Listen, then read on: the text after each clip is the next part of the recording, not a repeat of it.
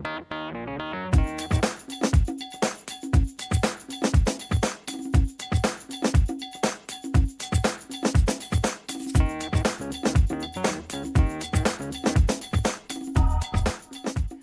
to the Northeast Kingdom Voice. I'm your host, Scott Wheeler. This is part 2 of a 2-part show with Pierre Gervais of Island Pond. He is a retired colonel in the U.S. Army. Welcome to the show. Thanks. Good to be here, Scott. So you just settled back into Island Pond. We did. Yep. We just settled back in. Interestingly, after a long career, as you've mentioned, decided to buy a previous business in Island Pond, a retail business, and we are going to convert it into a coffee shop and a bakery right in the center of town. The building was 1901. Was built in 1901. Interestingly, you're a big historian, as I've read several of your articles. Yeah. This particular building was a bakery back in the early 30s, right. And then it converted into several retails, barbershops, and all of these other things. But a couple of big fires in 34, and then in, I think, 54, kind of put some life, some experiences into the building. We converted the entire top floor into our living space, and we will be working one floor below. So it makes the travel in nor'easter winter a little bit easier for us. Yep, that's true. So in the last segment, we went over part of your career from North Country, 1984, to Norwich, then to Vietnam, not as a combat soldier, but in looking for missing in action. Hey, tell me, I didn't ask you, do you think there's always scuttlebutt? Are there any Americans still alive there, as in missing in, POWs? It's hard to say. We specifically were looking for those that we knew were deceased. Right. On the off chance that we had found somebody alive. This is your classic Rambo movie where he goes back in and he finds. At the time this was the mid 90s, early 90s. There was none of that we could actually see. It is a scuttlebutt. So earlier I said, we have to be empathetic. We have to put ourselves in their shoes. So let's take somebody who did go to Vietnam. The war ends. Our country was not embracing people to come back, the soldiers that went over. So maybe some decided that living there was a better choice, and maybe they came from not so good areas, across the U.S. Maybe they were not in the right frame of mind or the right environment, and they found something better. But this is all conjecture, as you say, scuttlebutt. It's conjecture. But I wouldn't blame people for doing that. We talk about life experiences. I think everything that we do is a unique life experience. Right. So then we got up. We mentioned we got up to 9/11. Where were you, and what rank were you? I was Major Pierre Gervais at the time. I was doing my Command and General Staff College. At Fort Leavenworth, Kansas. This is it's a college that prepares you to be a lieutenant colonel and a colonel in the Army. It gives you some staff processes. It teaches you about military decision-making process and a lot of planning. So I was in the classroom environment when it happened. We had just moved in June. We had set up at the time. My twins, who are now 23, were young. We had just set up. We were in the classroom, and on the TV, we saw the first plane, go into the tower, and all of a sudden, we're like, okay, game on. In part one, we talked about my experience in Vietnam, Laos, and Cambodia. How that life experience opened my eyes to the profession that I was in, and why it was important for me to understand, and how anybody who served, in the military, you understand the profession in terms of the constitutional requirements. Well, when 9/11 happened, I think a lot of people's eyes were opened in terms of, is this what I need to do? And at that time, my choice was yes, absolutely, bar none. I signed up for this, especially coming out of the mission that I had just done with Vietnam. Right. This was what I was trained for. This is what I had, learned, and this is what I was going to do. So we finished schooling. It was ramped up very quickly because a lot of divisions were, getting ready for war. And my first assignment after that was to Fort Campbell, Kentucky. I did 3 separate tours at Fort Campbell, Kentucky, and all 3 I ended up either deploying to Iraq or twice to Afghanistan as a combat military intelligence officer. So it was hard. I mean, these are things that are to try to put in words how it works. You have a family and you deploy, and you don't see them for 9, 10, 11, 12 months. My first tour in Iraq was a 12-month tour. My second tour 3 years later to Afghanistan was a 15-month tour. Right.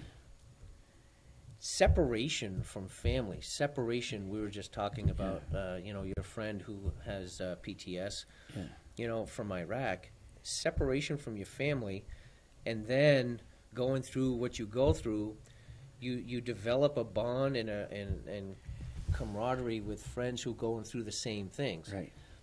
And so when you return and you get plopped into, whether it's the Northeast Kingdom, which is absolutely beautiful, or New York State, or wherever you're from in the U.S., and you get plopped back into these environments that have not seen combat, Right. although you could argue parts of Chicago have probably seen as much combat as we have. But, you get put into this, the empathy factor, the human dynamic factor of your buddy that you grew up with is a little bit different. Right. It takes on a new dynamic because, one, very reserved. Any of us who have served overseas in combat or a veteran, you're reserved about what you open up with and Right. what you want to relate, because it's not that we want to withhold information. It's not that we don't want you to know, but the relatable factor isn't there. And so it's kind of like, a structural engineer trying to explain to me how to build a tower. At some point in time, I'm going to say, okay, thank you. Right? It's beautiful. I appreciate what you do, but I don't quite get it. Right. And so that's hard. Right. That's hard. And for me and my family, it took a very hard toll. I mean, we talked about experiences, life experiences. They hone us, they build us. Well, my life experience has not been the best. Right. It took a toll, and it took a toll hard on my family. And I ended up going through a divorce. Lost a lot of my friends in terms of communication. I lost a lot of people that I had that had trusted me. And there's no blame. It's just the understanding of those things creates a new dynamic for you. And so for me, for Pierre Gervais, that life experience turned me around, and it said, okay, what do I need to do to get to where I was? And you never will get back to where you were. Right. I will never be the same Pierre Gervais of 1984, graduate of North Country Union High School. I can talk to Steve Wheeler, I can talk to Mike Gosselin, Danny Griffith, any of the guys I played hockey with, Right. the Goodrows. We can talk all day long, but it's a different parallel. Right. It's almost like 3D chess. Right. And that creates it's not a bad dynamic, but it's a dynamic that I've had to learn how to relate. Right. Well, yeah, 'cause we were talking during our break about, she doesn't mind me using her name because she's been on here, Nicole Conley from the Barton area. Yeah. 3 tours of horror in Baghdad, and she fully admits that she has some serious issues with PTSD. And she says she loves her friends back here that she grew up with, but the frame of reference isn't always there because they've lived their lives here, probably good lives, but just the intensity. And as she said, because she was combat, and she says, contrary to what a lot of people think, when you're under fire and you're in the war zone, she's, at least for her, she wasn't saying, I am here for the United States. I am here to be a hero. No. She says, we're here at that moment. Your number one goal is, A, keep yourself safe. B, keep all your friends safe. Sure. All that other stuff that you see given rousing speeches about by people who probably weren't there is, she says, at that point, it doesn't even matter what you think about the war. It's you're there when you're under fire. You become this group that you just, you bond with. Everybody's in the same situation at that point, and it's not fight or flight. It's more about trying to be a team and to survive. Right. It's a survival instinct, and in combat, when you deploy, you are on task 24/7, on task. Right. And so to come back to an environment like this and try to shut off that on task is really difficult. Right.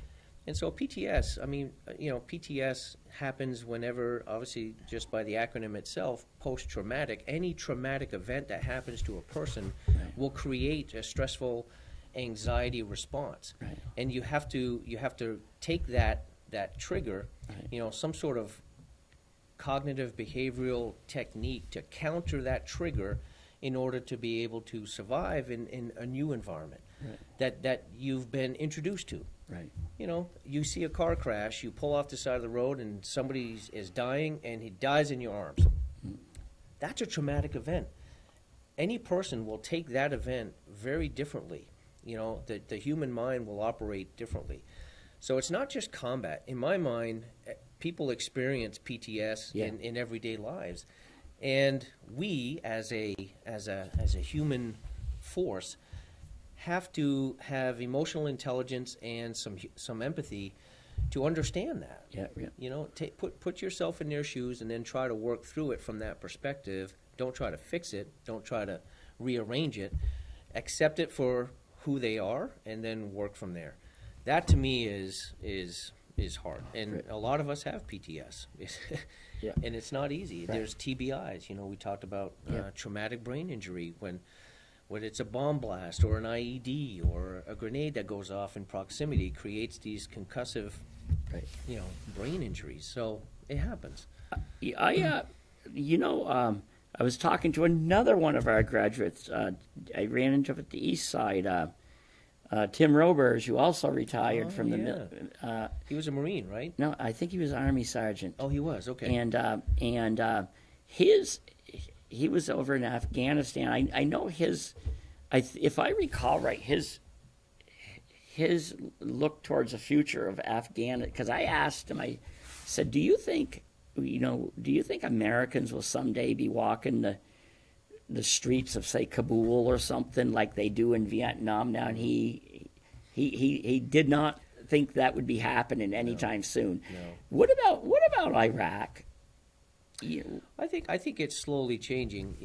There's perspectives of how we approach going into various countries, and a lot of mistakes that we've learned from as a military, as a Department of Defense, as a country, or any administration that was running at the time. It doesn't matter what your political stance is. You go into these countries with good intentions. Right. But the good intentions have to be a combined effort. When you talk about combat, it's not just fighting a war. It's about the diplomacy. It's about the information. It's about the military. It's about the economic aspects of a country, and being able to hone that into So that means Department of State has to be involved. That means Department of Treasury has to be involved. That means the whole of government, what we would say, the whole of government in the Pentagon talk, has to be on the same sheet of music to achieve end states. Afghanistan started after 9/11, as you know, right? It was an immediate reaction to get after Osama. And that was the right thing to do. Right. But then, much like the Soviets in the early 80s, if you've read the book The Bear Over the Mountain, that was a series of errors that the Soviets committed. And who won? Afghanistan, because they won the long war. You read any Mao Zedong, you read his little red book, you read any of the war philosophers, they talk about you have to have a holistic approach to go in. Afghanistan was not a holistic approach. We slowly built a bridge to get there, and even by the late 13, 14, 15, we were still fixing things that we couldn't get to. And the big thing with Afghanistan, just like in Iraq, it's a different culture. There's tribes out there in various parts of the country, and each tribe has a different approach. You don't take Vermont philosophies and go down to Louisiana and try to implement what we do up here into Louisiana, because it's just not going to work. I would say the analogy is the same. U.S. should have not gone into Afghanistan without a holistic U.S. approach. We learned and we tried to get there, but it was not completely there. Right. Do you think American tourists will be someday be going to Baghdad like they do now to? Well, I think they do now. I think there's parts of Iraq that actually tourists go to. Oh, do they? Yeah, okay. Yeah. Northeastern there, Erbil, Kirkuk. I think there's parts of that people go into. I think so. I think there's hope and opportunity. The concern with Iraq is obviously the proximity to other countries, and that you got Iran on one side, you got Syria on the other side. So, if you want to be a tourist, I'd say there's better places for you to be a tourist at. I had a feller on the show here. He lives in Westfield, and he had written a book, but his perspective on Iraq kind of was interesting. He lived in Iraq. He said it was very interesting during the war, but he said he lived in Iraq as a humanitarian effort before the war, even during the war, which he said was kind of a hairy situation, and I believe throughout part of the war, and he actually saw some improvements with the war, because he said suddenly even these mud huts had satellite antennas on them. He said he said the war certainly brought out new technology for some of its residents who were totally. It was totally up to the leaders to tell them what was out there in the world. Well, it's amazing. This is part 2 of the show, but we're already almost out. So you served some tours. You served tours in Afghanistan and Iraq, but the one story I don't know if I don't think you're retired yet. I posted something on Facebook, and I posted about this a number of different people who went on to lead illustrious lives out in the world, and one of them was General Robert Cashlin, and he was a North Country high school graduate. Back when we were I guess we were out of training wheels by then, but we were young, early 70s at North Country. And tell me what did you say when you saw my post about him? Well, first of all, it was eye-opening, because I had no clue. I had run into General Castlin a few times in my military career, not during combat, but once at West Point, and then again at the not the National War College, the Army War College.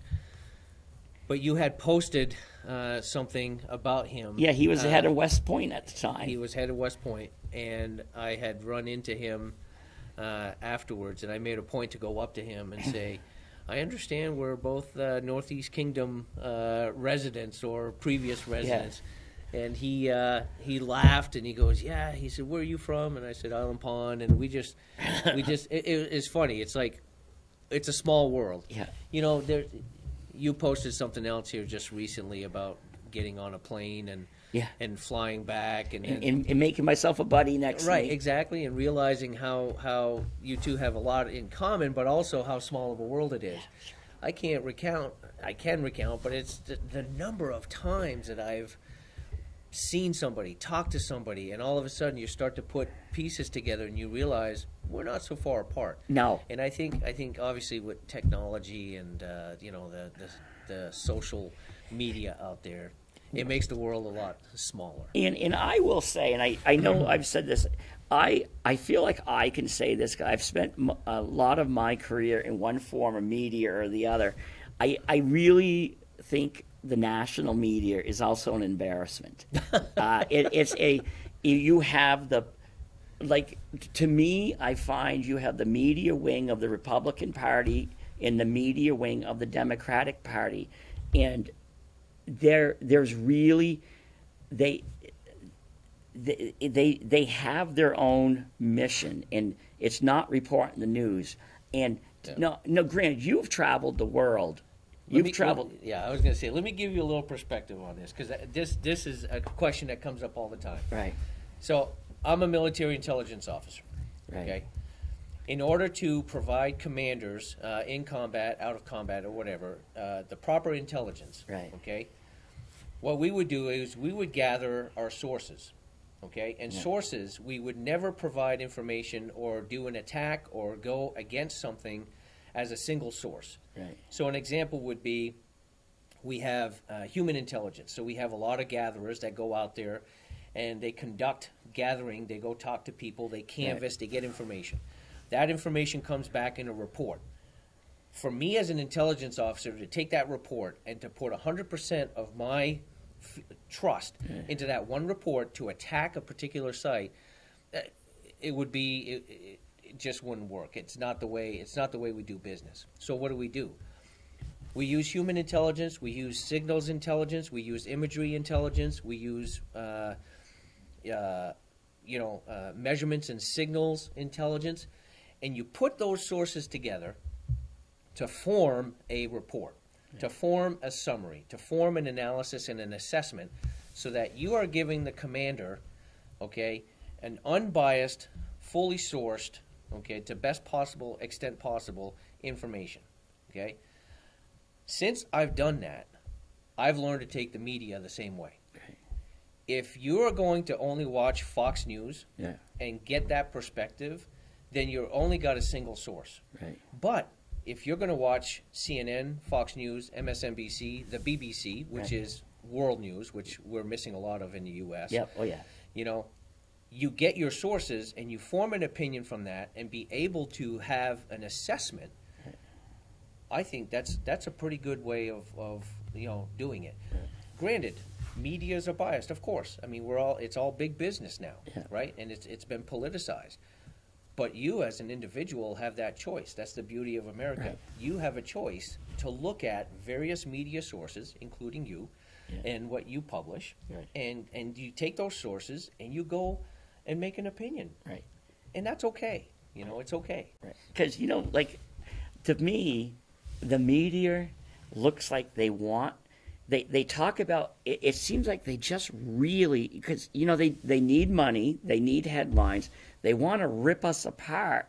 But if you really get out there, I don't think we're nearly as divided as what some politicians wished we were, and some media people, because everywhere I go, I find wonderful people. Granted, are there bad people? Absolutely. Mm-hmm. But the thing is, I think they're in the minority, and I think the vast majority can even agree to disagree on political issues. What they do is when something happens in the world of the media, they want to, especially in politics, they look for the extremists on both sides. They're not looking at these. Of course. And if you were in combat and you made a military decision on extremist, biased opinion, you probably wouldn't survive first contact. Yeah, no, that's it. So now, fast forward now, you ended up retiring when? Retired in June of 2019 at lovely Fort Sam Houston in Texas. Right. And after retirement, I took, I won't say a forced sabbatical, but I did do a little bit of a sabbatical for a year. And then I had to get back into the grind. I was starting to get bored, as most of us, our age. You got to stay busy.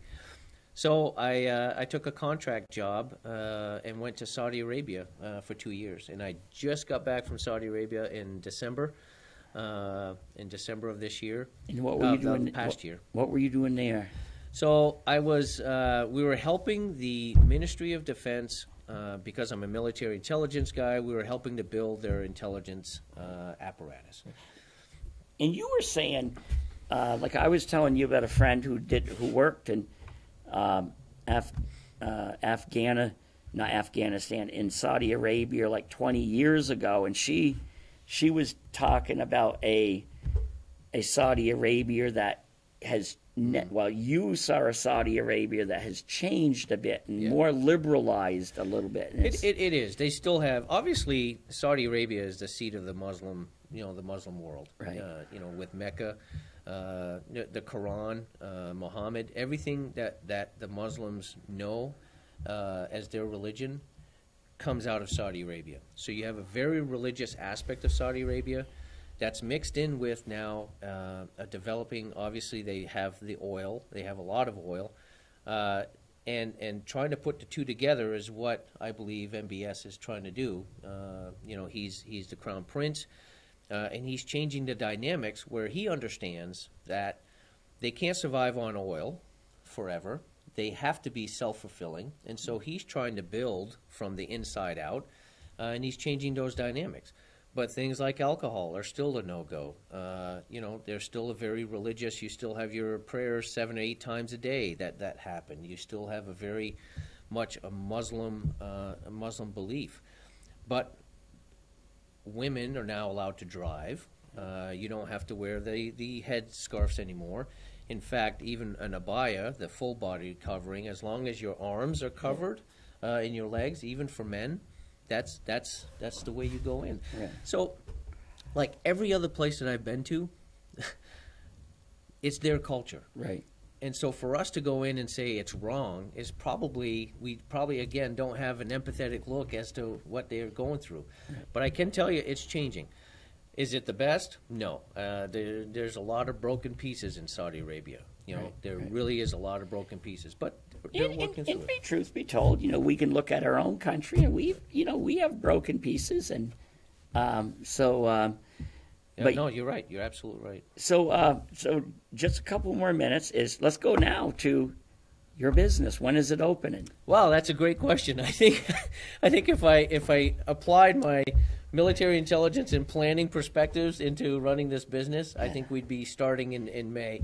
But like everything else, a coffee business is very detailed in terms of what you need to have. It's not retail. So, your electrical, your plumbing, your framing for all of these things have to come together. So it's a lot of project management. We're looking for this summer. We'll open it up this summer, and most likely a soft opening. It's a coffee shop and a bakery as well. So we're looking forward to seeing. I'm looking forward to seeing a lot of classmates and friends from the Northeast Kingdom as well as family. A place in the community which right now in Island Pond does not exist. There is not a place where people can go in and plug in their iPad or their iPhone and sit there, or laptops, and do some work, have a coffee, a good cup of coffee, not Starbucks. Not that I'm against Starbucks, but a good cup of coffee and a scone. We'll do teas as well. Right. And the name of the place is going to be called Three Branches. So it's our belief that everything is about the community, and much like a tree, you have roots that are established.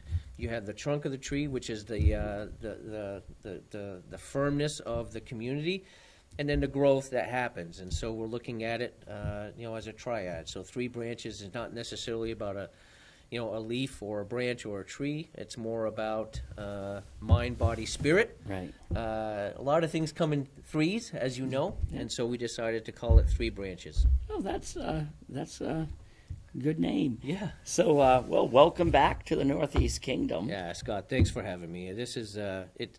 I always love to do these shows with you because you get me up to speed on what's going on in the community. I love your morning rambles and your post and your journal. Yeah. But more importantly, it's always good to see you. Yeah. And you know, I just love people. I love to know what makes them tick. Yeah. And of course, I have my psychology degree, so I won't bill you for this time. I appreciate that. Hey, thank you for coming on. Thank you for all you've done. No, thank you very much, Scott. Yeah. And thank you to the viewers for tuning in to another segment of the Northeast Kingdom Voice.